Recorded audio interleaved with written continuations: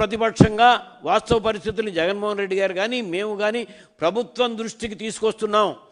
మీరు ఈ సమస్యల్ని పరిష్కరించండి అని విజ్ఞప్తి చేస్తున్నాం.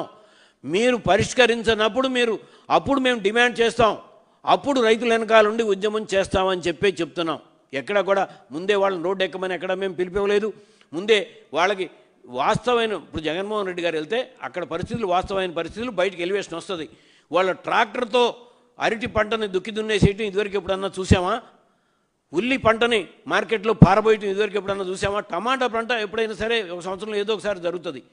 నేను చెప్పిన ఇవన్నిటికీ కూడా ఇంత సంక్షోభం, ప్రతి రైతు సంక్షోభం ఇదివరకు ఎప్పుడన్నా చూసామా? దీని మీద ప్రభుత్వం సరి అయిన దృష్టి పెట్టి ఇప్పటికీ కూడా ఇప్పుడు రెండో పంట సాగు చేయాలంటే వాళ్ళకి మళ్ళీ పెట్టుబడి కావాలి. ఈ పంట దెబ్బతింటే వాళ్ళకి ఎక్కడ అప్పు పుట్టదు. మీరు ఇస్తానన్న ఇన్పుట్ సబ్సిడీ బకాయిలు సుమారుగా 1100 నుంచి 1200 కోట్లు ఇన్పుట్ సబ్సిడీ బకాయి ఉంది, అది చెల్లించమని జగన్మోహన్ రెడ్డి గారు చేసిన డిమాండు.